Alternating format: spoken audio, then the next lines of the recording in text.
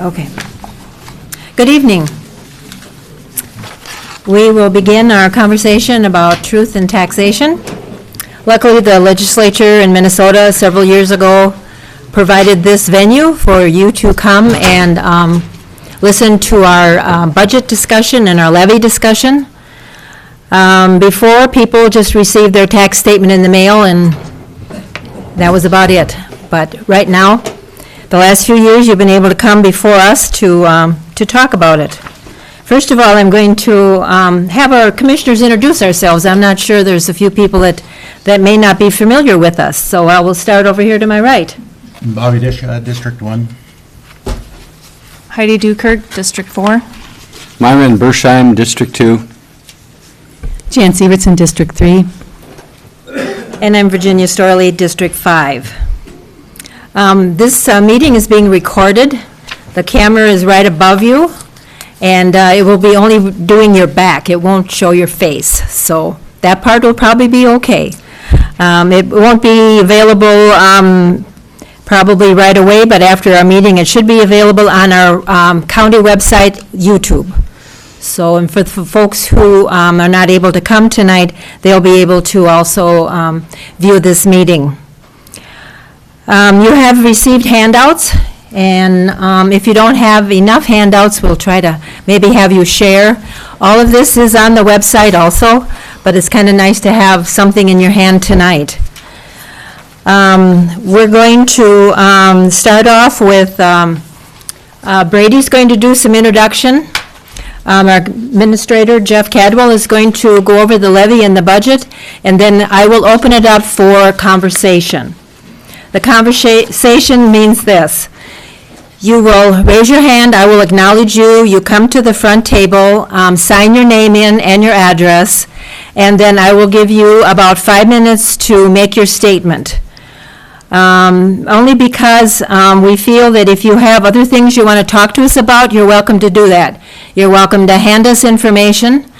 If you feel that you need to talk about your tax property assessment, the assessors are in the back of the room, Todd and Bob, and after our meeting you can meet with them and they will make an appointment for you to talk to them later, but not during our discussion. So I will turn this over to Brady to start off our meeting. Thank you, Madam Chair. The purpose of Truth in Taxation. This meeting is an invitation for citizen involvement in the 2019 county budgeting process and an opportunity for the county to explain budgeted expenditures. Minnesota Statute 275-065 requires the county to hold a public meeting on a day between November 26th and December 28th and after 6 p.m. regarding the county's proposed total budget and levy, and must allow the public to speak. As background for this discussion, it's important to know that the county is the agent for collection of all property taxes in Cook County. The county collects taxes for ISD 166, Grand Marais, Lutsen, Tofte, Schroeder, the North Shore Hospital, the Economic Development Authority, and ARDC in the state of Minnesota. We collect taxes and send payments to these entities. Almost 50% of all taxes collected in Cook County are for taxing entities other than Cook County. While we may disagree about the level of services to be provided, it's clear that we need government to provide some services. Each level of government, federal, state, and local, focuses on a different set of services. There are advantages and disadvantages to property taxes as compared to the other forms of taxation.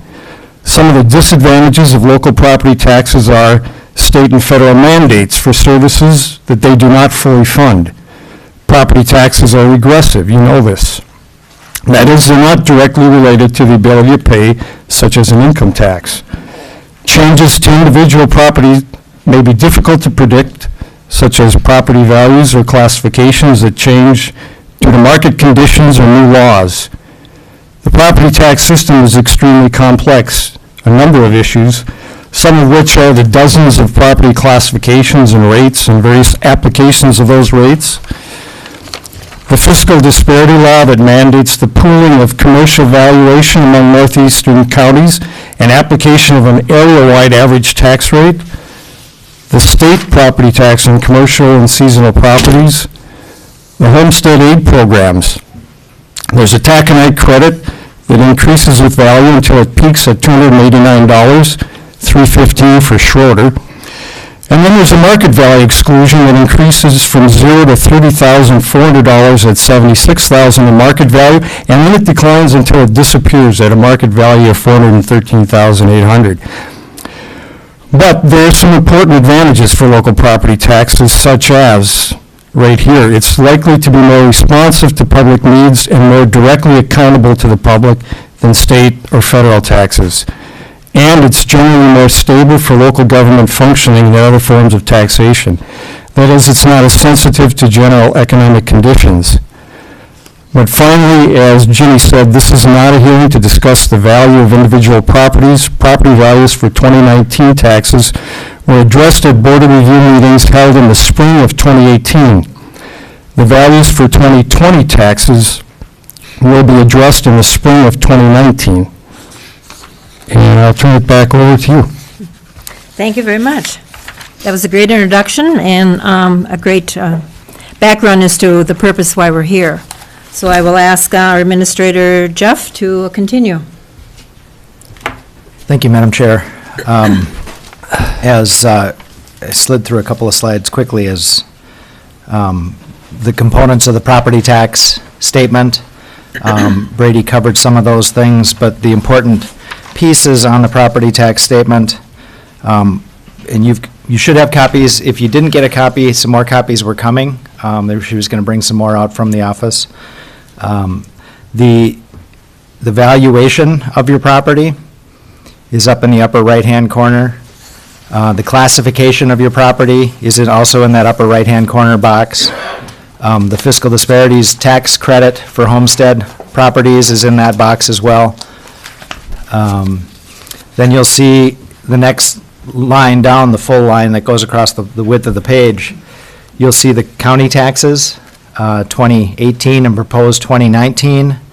You'll see any other taxing agencies, taxing districts, townships if you live in one. And then you'll see the school taxes and any other special taxing districts that are also listed there. If you've got, this is a residential homestead property, so there's no state general sales tax or fiscal disparities tax listed on here, but there could be if you own property that has that kind of a classification. Yeah, I could add a couple of points. That this one in particular, this is in Maple Hill, this first one, and so in the county line, Maple Hill Fire District is included. So that's a little anomaly. You and your neighbors may have a little bit different tax, even though you have the exact same value. You might live in Maple Hill, they might live in Colville, or Hoveland, or Gunflint Trail, and there's a little bit different local fire tax. If it's in a town or a city, then the fire levy is within the town or city tax, not in the county tax. But this is a good representative example because there's relatively no change in valuation, no change in classification. So this is about the average that we saw when there was no change for people, this 7 to 7.5%. This form is mandated. One of the things we would do, if we could design it, we would separate out those fire levies. I'll point out too, down in the schools, there's two types of levies there, voter approved and other local levies. Those are both school taxes. The voter approved is only have referendums like we did in 2015. And one of the complexities there is some of the voter approved is paid by seasonal property owners and some of it is not. Some of it is not paid by seasonal but paid by everyone else. And it depends on whether it's a bond referendum or an operational referendum. The other school taxes are paid by everyone. School levies went up about 9% this year overall. That final section, the special taxing districts, there are 3 levies in there. ARDC is a small one, Arrowhead Regional Development Commission. It's a joint powers we belong to, 29,000, very small change. Economic Development Authority is $349,054. That's 14,000 over last year, about a 4% increase. And then the third one is the hospital district that went up significantly. They went from 800,000 to 1.1 million this year, about a 37.5% increase. Some perspective on that, they hadn't increased it since 2011. And if you carried that out, it would have been about a 4.9% each year. Instead, they waited and did it at once. That's a challenge all local governments seem to face from time to time. The second, I don't know if we're on the, can you switch to the second one?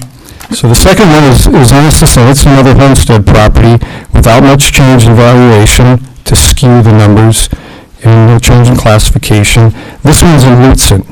So as I spoke before, if you multiplied it out, the county tax levy of about 5.9 is going to be very close on this one because there's no fire district in this one.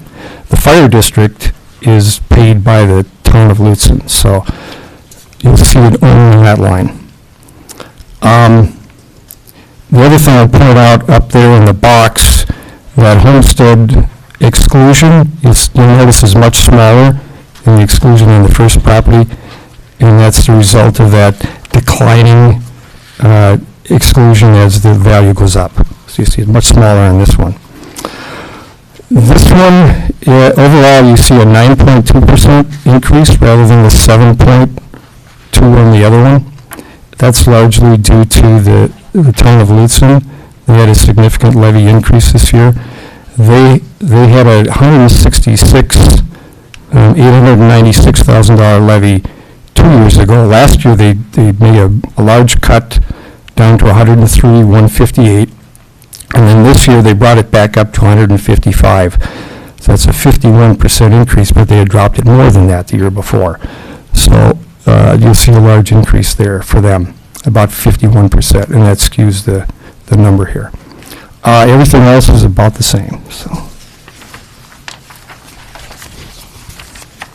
The next slide in the packet just illustrates what Brady had talked about the county levy and the other taxing districts and how much of the taxes that the county collects, the county keeps, versus sending to other taxing agencies within the county, or the amount of taxes that are collected and spent and sent outside of the county. Becky has additional copies on the back table. If you need them, just raise your hand, she'll pass them out. Cook County will collect $16.7 million in 2018. 55% is county, 27% is other local levies, and 17% is exported out of the county. The county levy history, this was in the paper in the last week or two, going back to 1989 and talking about the increases, and talking specifically about the increases the last 3 years. And you'll see that's absolutely, those numbers are accurate. If you look at the average change in those 29 years, you'll see that budgeted expenditures have increased 4.9% on average over those 29 years, which is, I think, less than people are led to believe that the increasing rate of expenditures in the county. The other revenue sources coming from the state and the federal agencies has actually increased faster than our expenditures have. One of the reasons that it seems like state and federal support for county appropriations is that Brady will tell you, we used to get large lump sums of money that we could use however we wanted, and now we end up getting grants for specific categories, whether it's human services or roads or Firewise or whatever applications that we have. So the revenue we come in is much more designated and specific. And then you'll see the certified levy over those same 29 years has increased an average of 4.6% annually.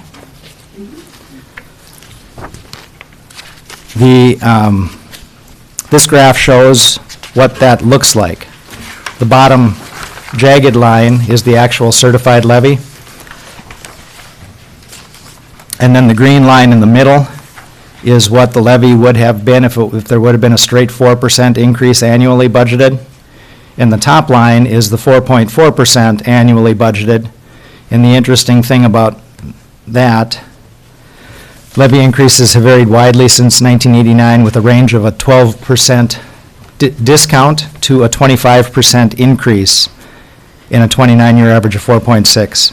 The average levy increase of 4.4% over the same time period, the county would have the same tax levy this year that we're proposing, but the county would have collected $29 million more, and we wouldn't be looking at bonding for capital projects.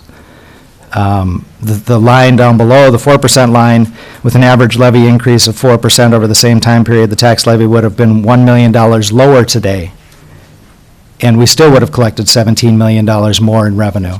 And this is not a criticism of the management before, it is simply an observation of what happens when the tax levy history is 0, 0, 0, 12, 0, 0, 0, 25, 0, 3, 17. That 4% annually provides a much more predictable solution for the taxpayers and a much more predictable base for the government to operate. Prior to 2016, the county had used fund balance. I think are we making our last payment on the deferred spending on the grader? Is that this year or next year? I think it's this year. Okay. So we financed capital purchases over multiple years. We deferred spending. We used fund balance to close the gap between revenue and expenditures. In 2015, we budgeted $842,000 of fund balance use to not raise the taxes above 6%. Even though expenditures had been approved to a point that they required more revenue, revenues weren't allocated then. Since 2015, the county has not budgeted to use fund balance to balance the budget, which is why we've seen the increases that we have. It's not that costs have gone up, it's that the sources of funding, the fund balance is not available to use. Statewide county levy, the average county levy increase statewide in Minnesota for 2018 is 4.5%. But that statewide levy increase is also mitigated by the fact that counties across the state are planning to use $160 million of fund balance to balance the budgets this year. That $160 million represents an additional 5% of levy. So if everybody were forced to make the same decision we had to in 2016 and not use fund balance to balance the budget, the average levy increase for 2018 would have been 9.5%. So lots of counties are in the same situation that we are. Lots of counties are having to face the fact that they have capital needs, that they have expenditures that have increased beyond their 2 or 3% levy increases, and they're running in deficits, and it's going to cause a big problem for counties who are not in as good a financial shape as Cook County. There's a couple of misconceptions about Cook County taxes, and the first one is that property taxes in Cook County are high. The county tax rate has increased significantly in the last 3 years, but it is now on par with northeastern Minnesota and other greater Minnesota counties. The local county tax rate, net tax capacity, divided by county levy, has ranged from 30% to 63% over the last 25 years. Proposed 2019 reflects a 61% rate. The average local county tax rate in AMC District 1, the Northeast region, is 62%. So although we've seen significant increases, our increases have brought us to the point that we're at par with our neighbors. Lake County's is 63%. Another misconception is that the price of local government in Cook County is the highest in the state. There is a report from the Center for Fiscal Excellence that says the price of local government in Cook County is the highest in the state if you just take taxes and divide by population. But we know that a lot of people pay taxes in Cook County who don't live in Cook County, and if you turn to the back of that report, you find out that although Cook County has the highest traditional price of local government, we're right in the middle for the price of local government supported by local cash. That means the people who live here are only paying on par about 3.3% to taxes, not the 7.3% that's over-reported in the first instance. This next one, I don't even want to bring it up, but it comes up emotionally in conversations. The argument that people are being taxed out of their homes. I'm as sensitive to this issue as anybody is, but the truth of the matter is that property taxes on average represent about 2% of a family's spending. And a 6% increase on 2% of a family's spending is a 12/100ths% increase in their cost of living. Now, there are people for whom $37 annual increase is a significant hardship, and I'm not saying that's not true. But I'm also saying that a 5.99% increase is not a 5.99% increase on their cost of living. It's a 15/100ths% increase on their cost of living. The average county homestead tax bill in Cook County is just over $1,300. What else do you get for $100 a month? Cell phone, TV service, car insurance, homeowners insurance. What do you get for the $100 a month in county services? Out of $100, 32% is public safety. 24% is transportation. 28% is public health and human services, and 16% of every dollar then goes to support the other governmental services, including county attorney's office, county auditor's office, assessor's office, recorder's office, and general administration, land services. 2019 proposed budget. I think people have seen this. It shows a proposed levy of $9.79 million, which is an increase of $553,000 over last year, and an increase expressed in percentage of 5.99%.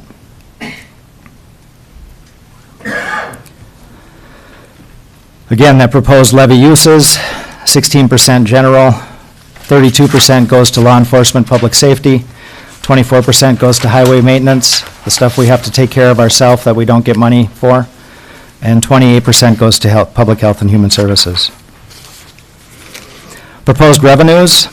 This is a comparison of revenue sources for 2019 proposed Cook County and 2018 statewide as available from the state auditor's summary data on county taxes.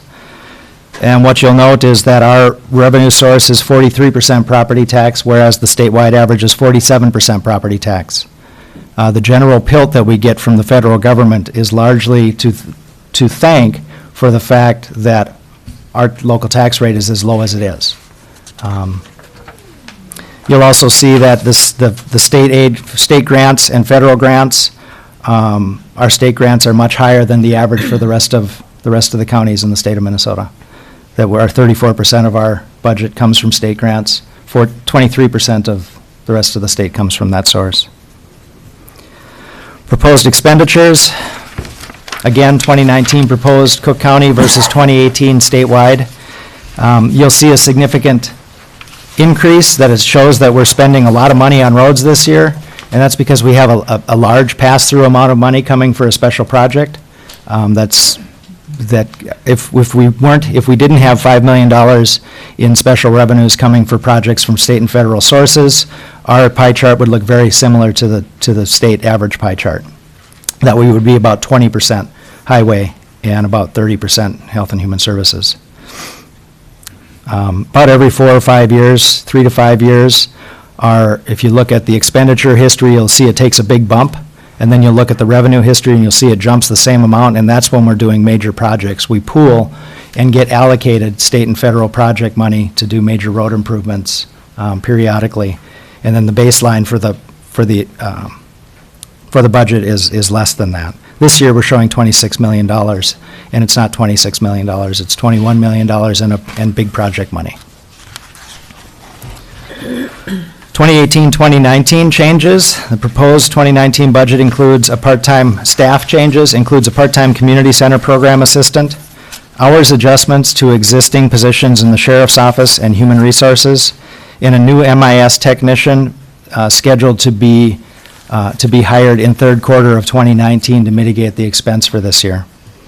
Proposed 2019 budget also includes additional capital funds. Last year, we cut our building funds down to $52,000 for projects. This year, we're adding $100,000 to that line. $60,000 for sheriff's equipment reserves, and $43,000 for current and future capital needs at the YMCA. Based upon recommendations from the auditors, the YMCA budget, which used to show up on the levy summary, is no longer classified as a special revenue fund. We've been directed to put it in the general fund. So that revenue fund is not shown on the cover sheet, but it is called out as a separate department in the general fund. It's Department 536. You can find the general fund detail on the county website, and you'll be able to see that there. Discretionary grants have been divided into two categories. By far and large, the largest portion of discretionary grants were those that were towards programming and services in the areas of public health and overlap a lot with the needs that we have to provide for public health in our community. So $130,000 is what was allocated in 2018, is what was given to a subcommittee of the Public Health and Human Services Advisory Committee to review and grant to public health agencies this year. Arts and culture grants, which were the balance of the previous discretionary grants, were held and reviewed by the Budget Committee, and those were approved to be spent at the same level as last year, which is $15,200. State in lieu of taxes was restored to 2016 level during 2018, plus there was a rate per acre increase that will continue into 2019. And we received an additional $761,000 federal payment in lieu that we are holding pending explanation of what program and uses are to be allowed for that money. In 2016-17, we did a classification and compensation study, which resulted in new 3-year contracts for all the county employees beginning January 1st, 2018, implementation of a new uniform classification system for all the employees. We combined 8 pay scales into a single pay scale, and we also, the county employees took on a 20% share in their health insurance. When I arrived here in 2015, county employees were not paying any share of their health insurance.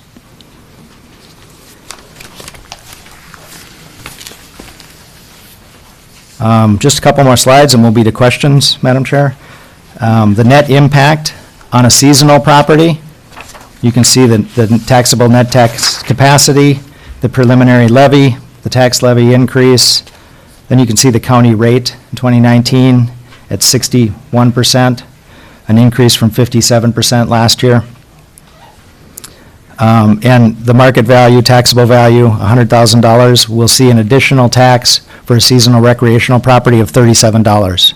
So you can multiply that out. If you have a $175,000 property, multiply 37 times 1.75, and that should be what you see on your tax statement under just the county portion. The net tax impact homestead is exactly the same, except there's a discounted rate on the homestead properties, and the additional tax per $100,000 is $27 for the county levy on homestead properties. And that is what we have for presentation, Madam Chair. Thank you. I also want to thank Molly Hicken, our attorney, for joining us this evening. So we've been referring to the Budget Committee. The Budget Committee did a little bit something different this year. We added 5 people from our districts. So we had one from each of the district to join us. And I just want to acknowledge who they are. A few of you are here tonight. We have Hillary Freeman. We have Jim Boyd. We have Liz Wagner. We have Nick Berger, Mike Carlson. And those folks worked with us from June until now to look over the budget. We felt that we needed different eyes to look over everything, and along with Commissioner Bershheim and myself, this is the result of our working really hard this year to get the levy down, to get things more evenly distributed, and with the idea that we're going to look forward to a lot of strategic planning over the next 10, 20, 30 years. It's a matter of doing that, because then we can look at our budget and even out things rather than have, as Jeff referred to, highs and lows. So that's how we came to the information you have tonight. So anything else you want to add, Brady? No, nothing in particular. We'll hear it in the questions, I guess. Okay. So what we will do is, you can raise your hand, I will acknowledge you. I will ask that you be respectful to each person who has their opinion. And the little chitter chatter, if it would happen, will be picked up on the recording, so it's not a nice background type noise to have. We're all doing our best to speak into the microphone because we understand that at some point, we kind of fade out toward the third row. Are we doing good? Okay. Okay, so we're doing well on all that. So we ask you then, I will acknowledge you when you raise your hand. You will come up to this little table here, sign your name and your address. And then when that is done, then I will give you 5 minutes to give your comments and concerns. So, you had your hand up first. Yes? Okay.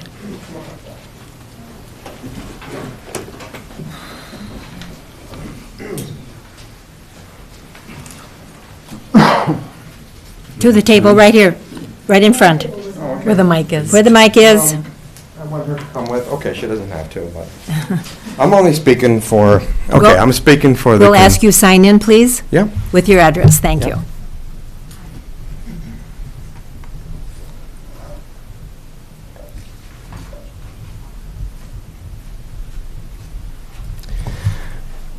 okay, so I'm not really here, I mean, I know you said you didn't want to really talk about the tax stuff and stuff, but I have a daughter that's 24 years old.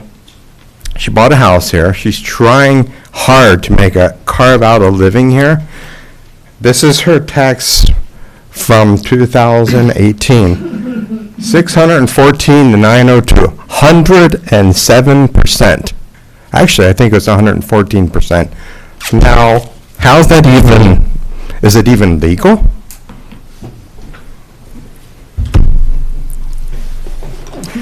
And you know what they want her to do is they want her to go and get help, go to the state and get help. But here's the problem with that.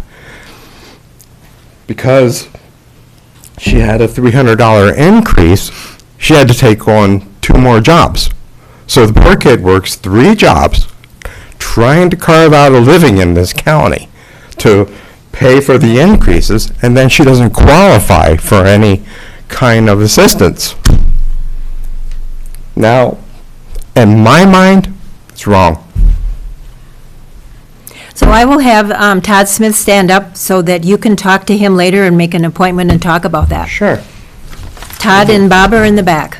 After the Okay. meeting, you can meet with them. Okay. They'll be willing to help you. Willing, but unable. Todd's back there. Jenny, can you have them tell us their names? Okay. Ed Strauss. I know. Okay, and another Nobody else hand? knows. Steady. Okay. Yes. Yeah. After she signs in, yeah.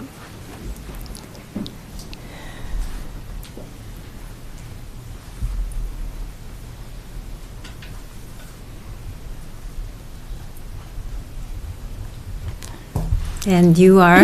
I'm Stacy Hawkins, Thank you, Stacy. a resident of Cook County, taxpayer. Okay. And I want to talk about the plan and the implications of this plan. I know we spent $28,000 for a financial management plan, so we could figure out our finances. And the plan seems to make it, the plan tries to make it seem like a 4 to 6% living or levy increases are rational and warranted. I want to tell you the rest of the story. According to the U.S. Census Bureau, the median income from 2010 to 2016 in Cook County has risen about 5% over 7 years. According to the Social Security Administration, the COLA amounts have averaged an annual increase of just over 1% over the last 10 years. But Ehlers believes our local economy can sustain over 5% levy increases each year. According to their documents, the projected levy in 8 years is $15,421,631. The projected debt payments are over $1.3 million.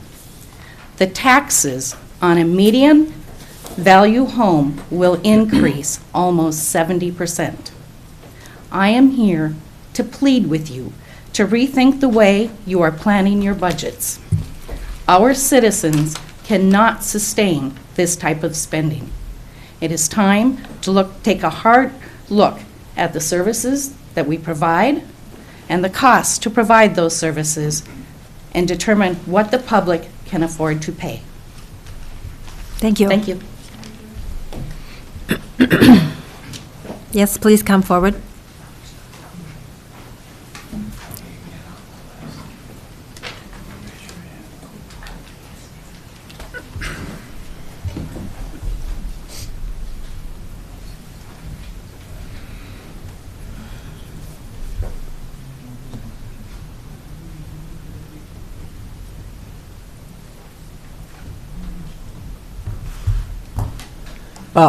State My your name is Tom Crosby. Okay. I've been here before to throw numbers at you. It's kind of what I do. First, I'd like to say thanks. Even though I may not agree with everybody, I do appreciate that you run for office or take the jobs and do what is obviously difficult to do. I wouldn't want to do it. But what I'm here to talk about is a couple of the points Stacy brought up. Minnesota, the median household income is $58,476. I got my statistics from the same place she did, the census. In Cook County, the average median household income is $51,793. In Lake County, the median income is $52,320. So just taking that 1.06 property tax rate that Minnesota, which ranks 20th, is the highest property taxes. So out of 50 states, we're number 20. Their property tax rate on average is 1.06%. So that, I know that's not a fair indicator, just, I understand that. There's a lot. I also did find out that Minnesota has one of the most complex, this is from their own YouTube video, by the way. I don't think they even understand quite how it works. So I don't expect any of us truly understand it. But just taking that number, that would give the average property tax in Minnesota based on the average Minnesota house value of $260,373 would be $2,752. In Cook County, the average home value is $242,200, which would give us a property tax of $2,567. And in Lake County, their average home value gives them a property tax of $1,746 as opposed to our $2,567, and that's because their value of their property is $174,000 per house. So what I'm saying is our property values have gone up a lot up here, and that has a lot to do with the people that have enjoyed our town moved up here and the market value's gone up. I understand that. I'm just telling you it doesn't make it easy on the old and the young. People in the middle, in their prime earning years, probably can stomach it. People on fixed incomes or those who are paying rent, trying to save up enough money for down payment, and then they have that to look forward to, it might be kind of discouraging. So please do keep that in mind. Another thing, I'm going to use the numbers presented here. There's this mathematical equation called the rule of 70. Don't know if you've ever heard of that, but it's a very convenient way to tell how fast something will double. You take number 70, take your percentage, you divide that number 70 by that percentage, and you'll find out how quickly something doubles. So using our 4.9% from 1989 to 2019, that means we can assume that if it stayed that way for the next, say, 28 years, which I think is a reasonable thing to suggest, that in 14.2 years, my property tax, which I hope will be around $1,500 this year, I turned in my built a new house, turned in my homestead application waiting for the state to correct the misprinting of my license for the second time, so. Anyway, at $1,500, let's just say that's what I'm gonna be paying, and that sounds about average, with that homestead credit. That would mean in 14 years, my property taxes would be $3,000. And that means 28 years from now, my property taxes, as all ours would be, based on our average house up here, would be $6,000. What that means is that average household income up here of $51,793. In order for me to not lose my purchasing power, or any of us, our quality of life, yourselves included, in 28 years, that $51,793 would need to be $207,172 for me to maintain my quality of life with that income. Thank That goes for you guys and for everybody. Thank you. So, thank you.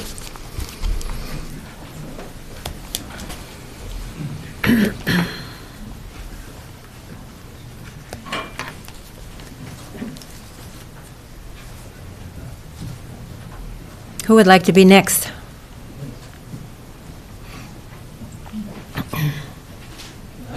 Yes. I can only be here for a little bit because I'm still delivering, but. We would have you sign in first, Okay. please, with your name and address, and then state your name. Steve Watson. And then we will give you 5 minutes for your concerns. You're the FedEx man. Yeah. The last year, what was the, how much did you guys levy to us? Wasn't it 17% of all? You know, my raises every year are like 3%. So you took 4 years of raises from me last year. And I think, Jeff, at the meeting you said that it was going to be a one-time adjustment, but actually the year before was really high too, 13% or something like that. And I think you said at the Truth and Taxation meeting that you guys could probably keep it for the next several years at 3%. Your 6% levy is twice that. And if it's a Truth and Taxation meeting, you should tell the truth, and you shouldn't be coming to meetings telling us you're gonna do 3% and then go up to 6. You know, we want people working for us who are truthful and telling us the truth. My second concern is the sheriff's thing, and a $5 million, that building isn't that old. My concern on the sheriff's thing is that I think you could probably keep transferring people out of here for 25 years for $5 million. You know, you're going to pay the deputy anyway. So basically, it's going to be the gas in the car and the maintenance on the car. So, and if the sheriff department wants it, I'd like to suggest that 60% of that at least comes from the sheriff's department's finances, as they are right now, not an increase on that. They pay 60%, we'll pay. Most of us here want that money, that $5 million bond that is going to mature and be done. We want our money back. We want you to give it back to us, not keep it and not use it again. And if the sheriff's department doesn't want to put some money in, then they shouldn't. Then they shouldn't ask for money, is my opinion. And then my last thing for you is the easiest money to spend is money that you don't earn. I have kids. You guys are spending money you don't have to earn. And you aren't earning the money we're giving you. You're spending it. We expect you to spend it real wise. So that's basically what I have to say, but thank you. Thank you.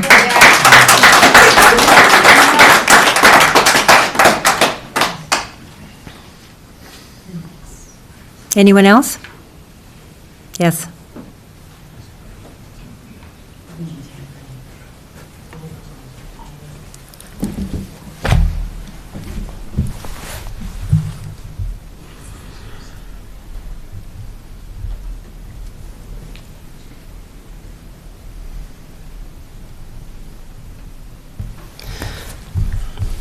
I'm the outsider here. And your name, please? Stephen Woodars Okay. from River Falls, Wisconsin. I drove 6 hours to come up here. You didn't want to hear about this, but my family's got two lots up on Greenwood. One went up 86.8%, the other one went up 51.3%. I just hope everybody else on the lake went up that much.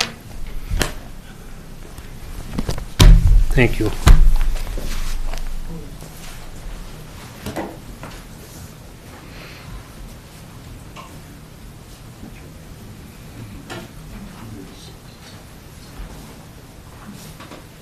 Yes.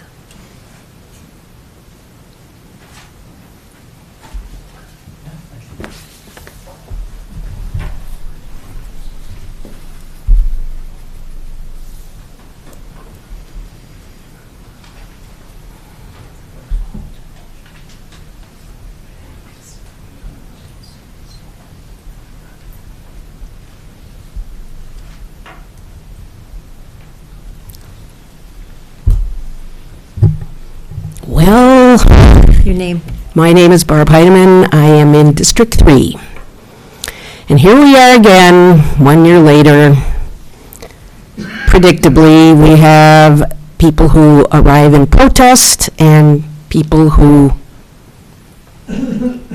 are supporters. And I am in the latter category. I am a supporter of the budget levy for 2019. I was looking around on the Minnesota State Department of Revenue website because it seems to me reasonable people can disagree on what is worthy and not worthy of tax support. And as Brady's explained, there are all sorts of complications with how tax values are assessed and all of that. So I can't speak to that. But what I do know is when I look at the information that's published, we are not out of line in this county. It says here, total local government property tax levies are proposed to increase by 5.7%. This was published 10 days ago on the Department of Revenue website. And proposed increases for cities is 6.2%. So those are average numbers. And just so we can have a feel of where we fall here in Cook County, it says here 21% of all localities will freeze or reduce their 2019 property tax levy. 31% will propose levy increases between 0 and 5%. 32% will propose increases between 5 and 10%. And 16% will propose increases in excess of 10%. Every place has its own contingencies, its own needs, its own whatever. We are right in the fat middle of that bell-shaped curve. And I think you're doing a good job of trying to keep us looking ahead, planning for the future, and thank you. Thank you, Barb. Thank you. Thank you.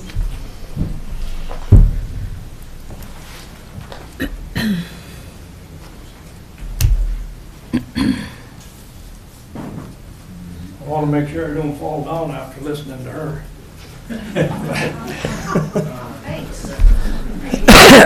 Lloyd? Anyway, Lloyd, you need to sign in, please, oh, and then state your name.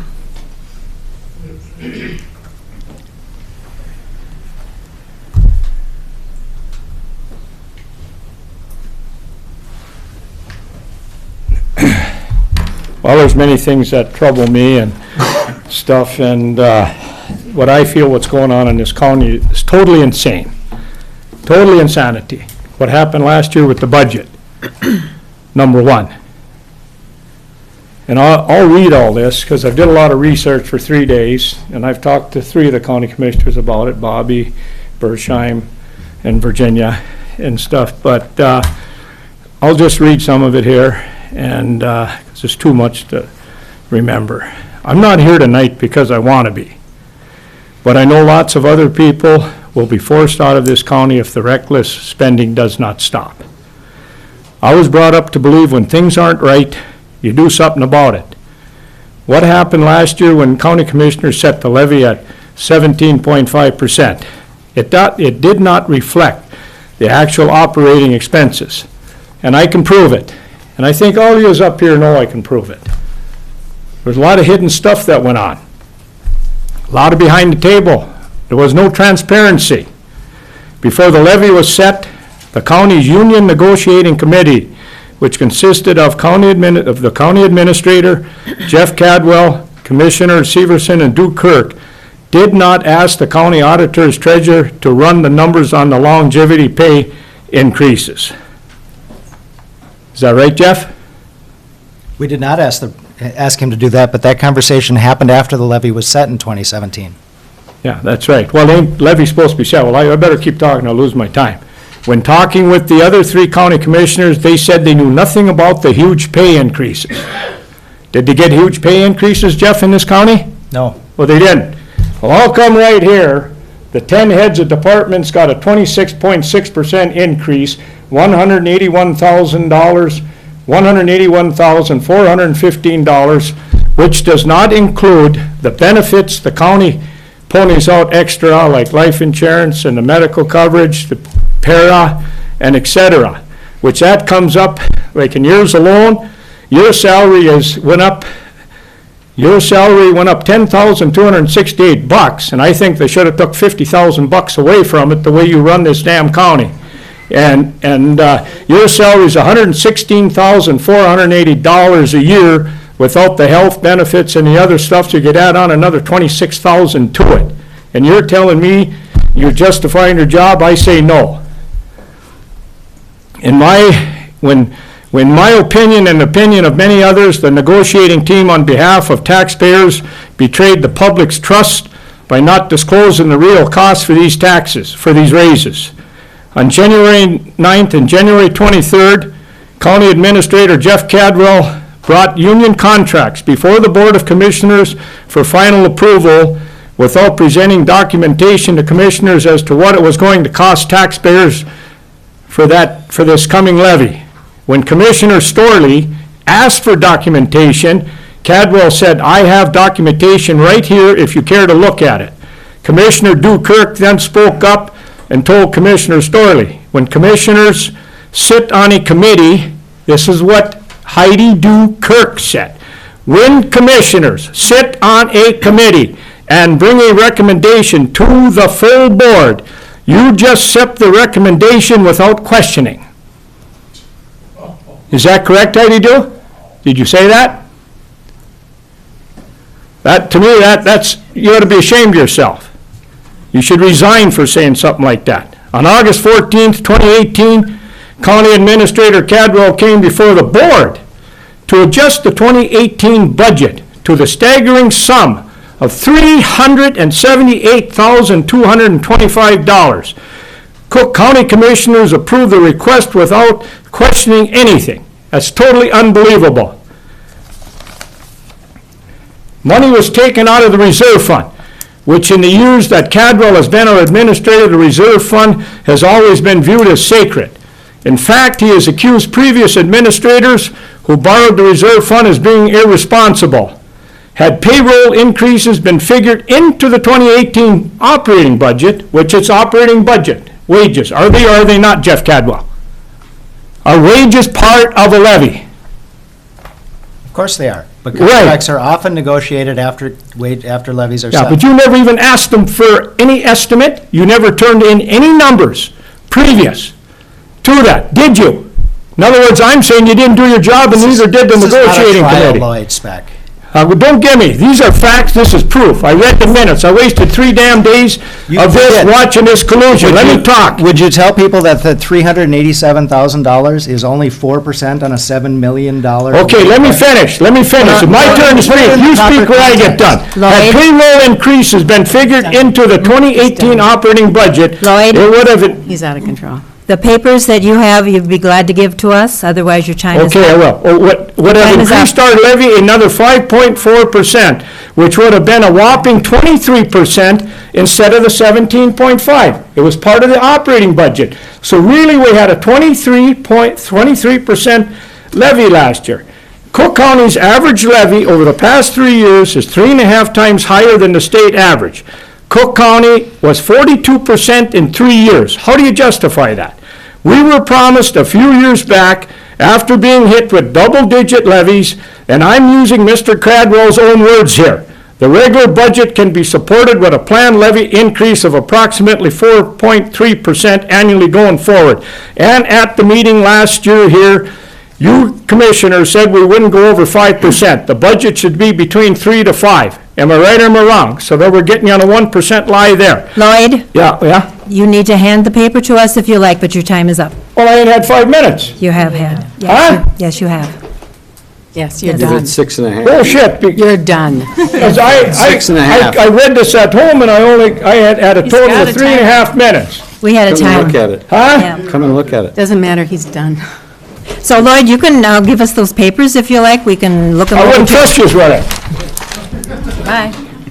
Okay, anyone next? Holy collusion in this county. Rock of BS. Forcing everybody to If there's no more, is there another comment? Ray would like to speak too, I think.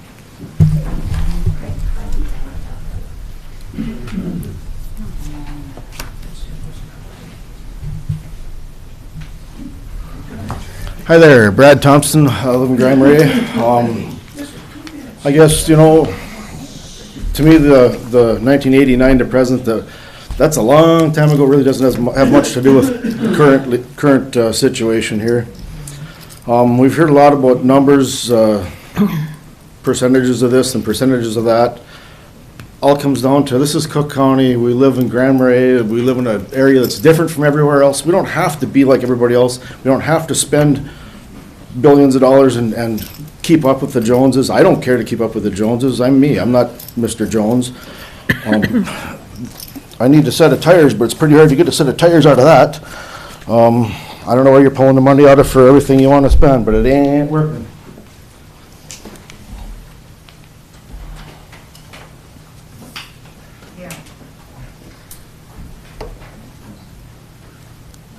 Any further comments? Yes.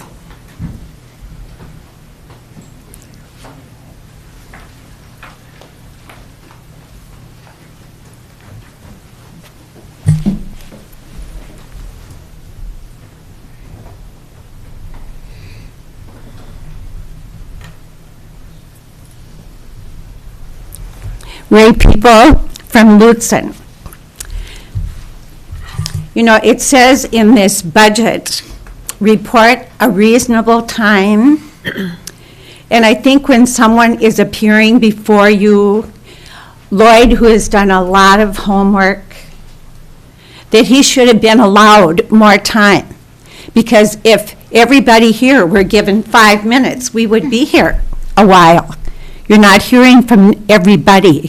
I don't think that's a reasonable amount of time for someone who is prepared so well. A bright guy who has owned property here, who's grown up here. When you're talking about salaries, I know you said, Jeff, that salaries are the biggest part of the budget. Well, I have learned that the vacations here, if someone works here, is it 0 to 5? And you know what? At the commissioners' meetings, we don't get any answers, but I would certainly hope that tonight you would be prepared to answer when someone says, directly, is this true? I would expect you to say, Heidi, no, that is not true, or yes, it is true, and not to just sit there like the commissioners' meeting. This is a time for us to answer questions, right? To ask questions and to get answers, or is it not? Is it a time to get answers? Ginny, honey, you're sitting there. It- Is This it is a the time time, for you to give your comments. but not to We will ask take them into questions? consideration. The budget says you can ask questions at this truth and taxation meeting. Anyway, the vacations, 0 to 5 years, 4 weeks, plus 2 days, plus 10 holidays. Is that right, Jeff? I don't believe that's correct. And it's not vacation, it's paid time off, so it includes sick leave. Sick leave and vacation are combined here. So do they get 4 weeks or not? I don't believe they get 4 weeks. They don't. I don't know how, I don't have the schedule in my head. You don't know what the schedule is for I can look the schedule up, vacations? but I do not know it off the top of my head, no. I understand that for every year after the 5, they get 1 more week. No. So that is not true? That is not true. I know that from 0 to 5 years, people get so many days. From 5 to 10 years, they get so many days. From 10 to 15. I'm talking, yeah, a They don't- week is they- 5 days, not, the whole 7 days. But they don't get a week every year after 5 years. They don't. I could look up the schedule, but the schedule includes vacation and paid time. It's all together. Okay, so they're not getting, at 20 years, they're not getting 7 weeks, which would be 5 days weeks, plus the 10 days of holidays. I would have to look it up. Plus 2 days? I don't think anybody's getting 7 weeks. I think it caps out at 5. Okay, well, I'm glad for that, because I'll bet there's nobody here who got 7 weeks of vacation. The PILT dollars, payment in lieu of taxes, 761,000. Has anything changed in the last year as to how those monies can be spent? We haven't heard yet. We're still waiting. I've made inquiries more than once, and it's the same every county in the state. The ones that are looking at it hard are the ones that get a lot of money, like we do in Lake County and St. Louis and some of the others. And they have lobbyists. St. Louis has a lobbyist who's working on it and can't get an answer. And we know that they know because they gave us very precise numbers. So somebody in Washington, D.C. knows which statutes that they gave us the money under, but they can't seem to get that information to us. Whoa, and it was received in June, Brady? I can't remember, June or May, something like Yeah, that. Yeah. and it's been that long. It's that long, and it's important because under one of the statutes, we give 50% to the school, and another one, we give 42.5% to the school, and on a third one, we don't give anything to the school. So I don't want to be guessing and give them money and then go back to them and say, I need to get that back from you. So hopefully federal government. yeah. So, so people are working on it. All of our commissioners, when they go to meetings that regard this, are asking questions. They're asking Minnesota Association of Minnesota Counties and NACO to look at it, and so far we can crack the code. Well, it'll be great to hear what the federal government has to say. Okay, Ray, thank you. Thank you.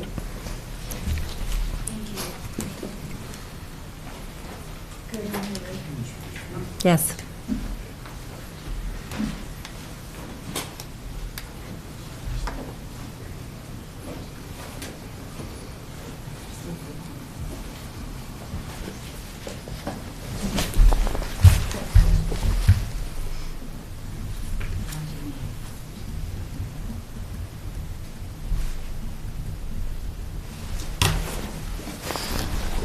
Todd Sylvester, 206 North Broadway, Grand Marais.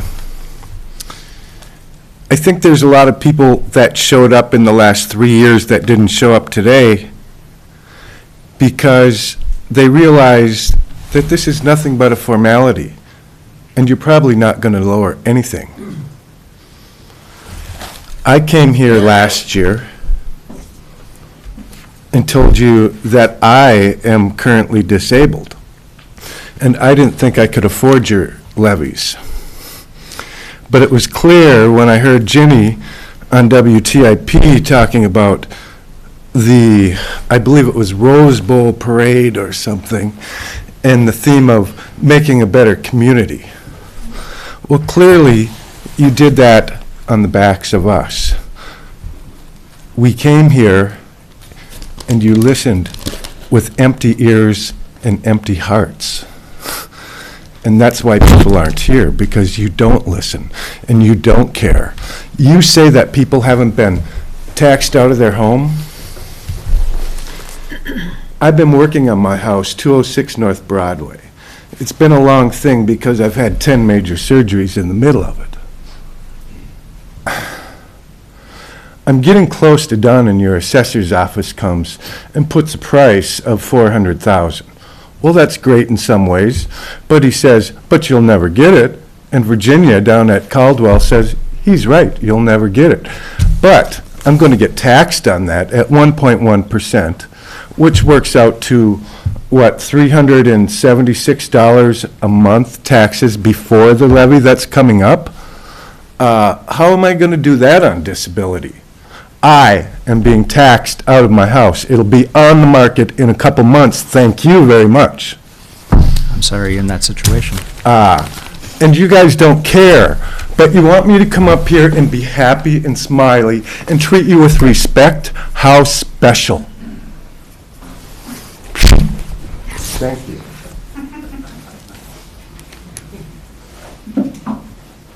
If there's no further comments, we will end the meeting.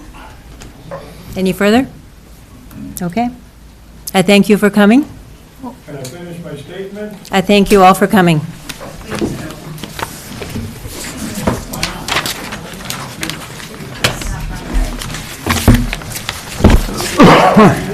Good job.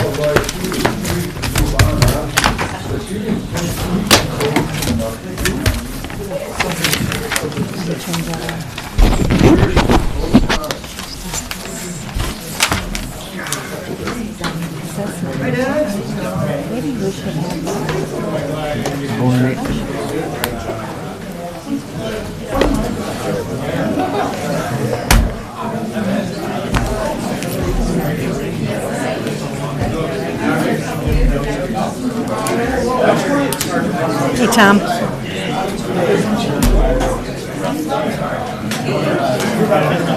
Yeah. Yeah.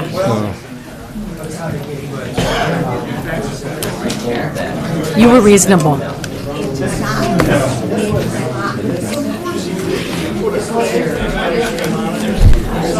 Oh, I know. Yeah. Yeah. Yeah. Yeah, but we can't lower our strategies to the lowest common denominator either. Yeah. Yeah. Yeah, yeah. Yes, no, you did a good job. Thank you. Thank you. You did a lot of research, too. Yeah. Yeah. Yeah. Thank you, Tom.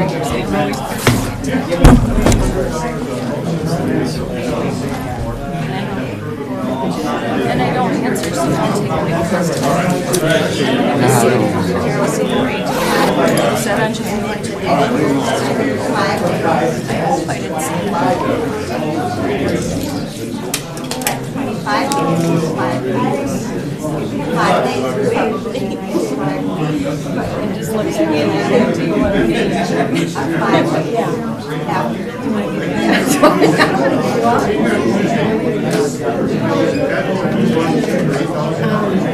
Those were just really late. They were not questions. Well, we do not want to be here. We're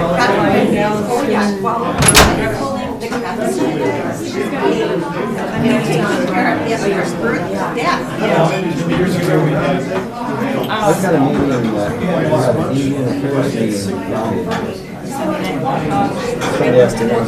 I've been going to that for 6 years as well. But I believe I gave. See what? I think has scars. I said I didn't see many. Oh, scars. Well, apparently I tell them all to do what to do. Huh? Apparently I tell them all what to do, and I have to remember that. Sunday night, we've got the women's get together. Oh, yes. Yeah, that's since the start of year. Chambers, I'm sorry I couldn't make the chair. I was tied up here. Sunday night is on the Got a cold. Yeah, yeah, yeah. back home. That was Maybe on second. the budget committee next year? Yeah, I hope so. I hope to be able to attend more. I also think that, We need to brainstorm a little bit. yeah, I would, We can do that. I do too. Partly was just to let people know. But partly too, I think there needs to be and it may be because I missed it, but there needs to be a meeting two at the beginning about the framework. And the approach.